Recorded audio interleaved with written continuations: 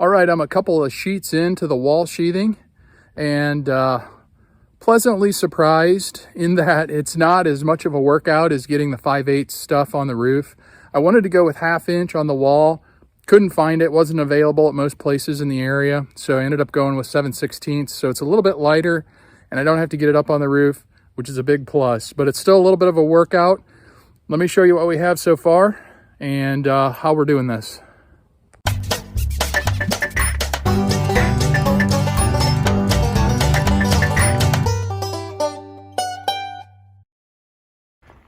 So my third row in and just framing around the window right now. I'm actually putting a full sheet on the window and then using my trim. I have a little, I don't know what you call it, reciprocating. It's for cutting trim off. It's like a zip saw, and I'm just putting the full sheet up there and then just going around the edges and zipping it off. Works pretty good. The one downside to the way we did the trusses, as you can see at the top, I have to notch out for the trusses, both on the end truss and this truss here. It's smooth now, but what we should have done is had that truss, brought our walls out another 1/2 inch on each side. Would have made things a little bit easier as far as the sheathing goes. The bottom, what I'm doing, since we're gonna do a stone veneer on the bottom, I'm actually gapping it 3/4 of an inch, and that will allow my weep holes on my trim piece underneath here that's gonna hang down to weep the water out and not wick up the bottom of the sheeting. So I hope that will work okay. Plus my concrete's not running perfectly level, so that allows a little bit of play as I go along, because I'm trying to get these sheets up as straight as I can. And what I'm doing is every 8 feet I'm scribing a line on the board on my girts to make sure that I'm running the way I want to. So far it's working out. It's gonna be a lot of work. It's not going as fast as I thought, but we'll get her done. Don't really have any other option. Here's some time lapse of me putting up a couple of sheets of OSB so you can get an idea of how I did the side walls. I tried to stagger my seams, so I did a full sheet, and then the next row would start with a 1/2 sheet, and then a full sheet, 1/2 sheet, to stagger the seams. The bottom of the first board, I used 2 pieces of 3/4 inch plywood for spacers, and then I used my level, put the level on the side of the board to kind of tweak it to get it plumb and running straight up and down the wall. Seemed to work pretty good. Then the next piece that would go above that, I gapped that with some 8-penny nails. Just put a couple of those in the girt board there, and that helped hold the board up there. Had to notch out for the trusses. Put the board up. Instead of measuring again, I just put the board up, marked it, and then cut it with my zip saw. Seemed to work pretty good. Took a little extra energy and a little extra time. Used my nailer, shooting 6s in full head. 6s, 2-inch nails. 6 inches anywhere around the edge for spacing on the nailing, and then 12 inches in the center of the board. So I think I used about 3,000 nails total on all the sheeting. Went through quite a few. Then for the windows, I just put full sheets up instead of trying to measure and cut and trying to get it to look nice, because I didn't oversize my window frames. I need those to be pretty accurate, so I just put up a full sheet and then used my zip saw to cut it off, and that gave me a nice clean look around the windows, and that should help with the install, hopefully down the road.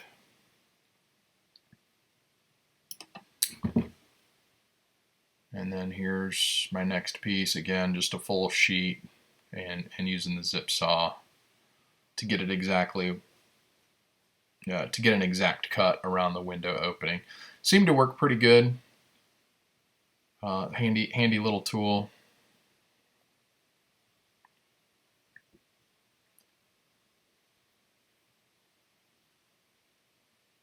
And the worst part is, again, working alone, just trying to get those boards. I try to be a little particular about making it look nice, so it's just hard to get them exactly in the spot you want. Hand nailing them would have not been an option, but you do see me go through there with a hammer. I had my nail gun set to not overdrive the nails, so every once in a while I'd have to go through and tap some of the heads down, but I'd rather have to do that as opposed to driving it too far.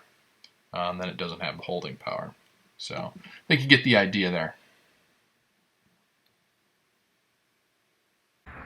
Whew! Day 1 siding, sheeting complete. Sure is nice to see it up. Just as I suspected, got these panels running straight, and I was running straight on all the seams all the way down. I should say plumb. And I don't know if you guys can see that. There's just about 3/4 of an inch, 5/8 to 3/4 of an inch up there that I think that post has a little swoop in it. It's just not quite even with the boards. So I think that roof is going to be off just a little bit, but steel guys are coming out tomorrow to get that done. I'm going to keep working siding. Hopefully tomorrow get the back, and going to try to get the front at least up to the up as high as I can get off a ladder, get those done.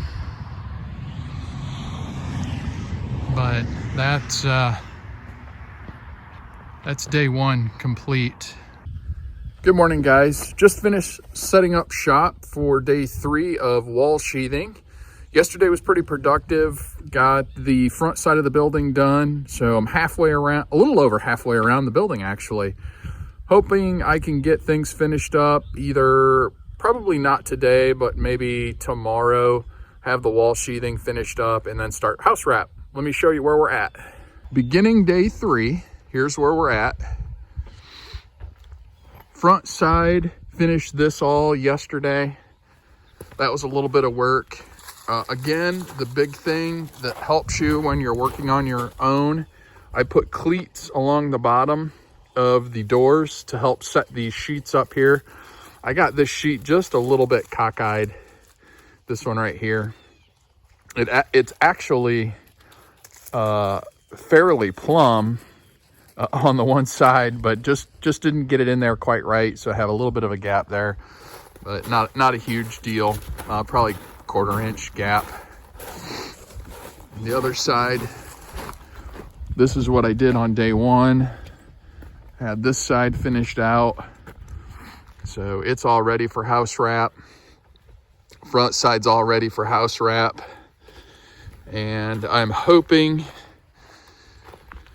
I'll give you a little look here inside before I walk around. Really looks cool. Finally looks like a garage.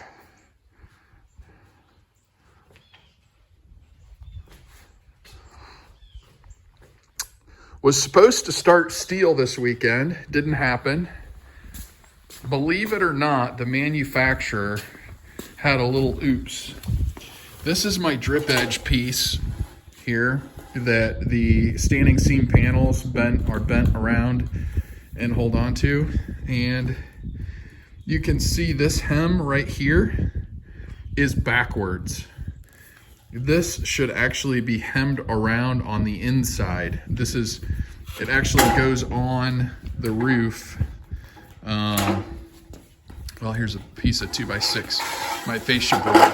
So it actually lays on the fascia that way. So that's the outside, and the, watch out, bud. And the roof will get will get bent around and clip onto this. Well, this hem, with it being on the outside, that's where all the water's gonna run and catch, and that's not good. So this needs to be, this is actually junk. This needs to be bent back around. This should actually be bent out this way, and this bent back around on the inside. So unfortunately, the eave drip edge is the first piece that you need to get started to put on.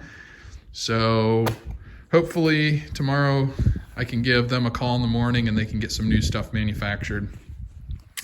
The other issue we ran into, which didn't really stop us up to this point, but did cause a little bit of an issue, is my opening up here is just a little bit too wide. It's about 1 inch too wide. I should have closed it up just a little bit more, but I had this makeshift piece of ridge cap that I had put up there when I started, and I thought it was gonna work. My opening is about, I'm gonna say that opening comes down on the sides about 4 inches, 3 to 4 inches. This is a 6-inch long piece, but what I neglected to not consider was the width of the snap Z's. This is the Z flashing that goes up top, and the this gets screwed to the roof deck here. So the distance from my screw holes to here, I didn't take that into an account.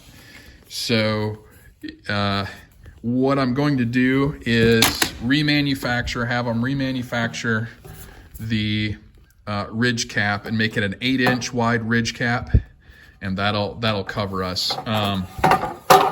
The good news is my ridge cap here is not a complete waste. I'll just save that for the house. The house roof is going to be the same color, and I'll just store that for now. So not a huge deal, but it is a little bit of a setback. We'll see. Hopefully they ran out of steel for the panels, because the color that we picked, or I should say the lack of color, it's a Galvalume with just a clear coat on it, is not extremely popular. So they didn't have enough material to manufacture all my sheets. So I'm 9 sheets short, which they have completed it, but they only got a partial coil from another location. So I'm hoping they have enough steel to get us back on track, and we can get the roof on next week. Probably going to be a 2-day process, 2 to 3 day process to get that on, but that's here nor there. Today is sheathing, so we're going to focus on that. And I have yet to place exactly where I want my door, because that needs to be straight across from the door in the house. So I got to get my blueprints out and kind of mark things and get that framed in. So I'm going to run the sheathing all the way up to this post, leave this bay open, and then start at the corner and get the backside done. So we'll see how far we get today, but I'm thinking I can get most of it licked today, and then maybe tomorrow a partial day. The gabled ends up here takes a little bit of time because I have to move the scaffolding around to get those sheets up there. So it's a little bit of work, but we'll see what we can get done today, and I'll check in with you guys at the end of the day. All right, day 3 complete. 1 piece here, 1 piece up there. This section I'm gonna leave open so I can get my door placement. Plan tomorrow is to get these 2 pieces done and then start the house wrap. Hopefully get the house wrap finished tomorrow. We'll see how it goes. Very happy that most of this is done.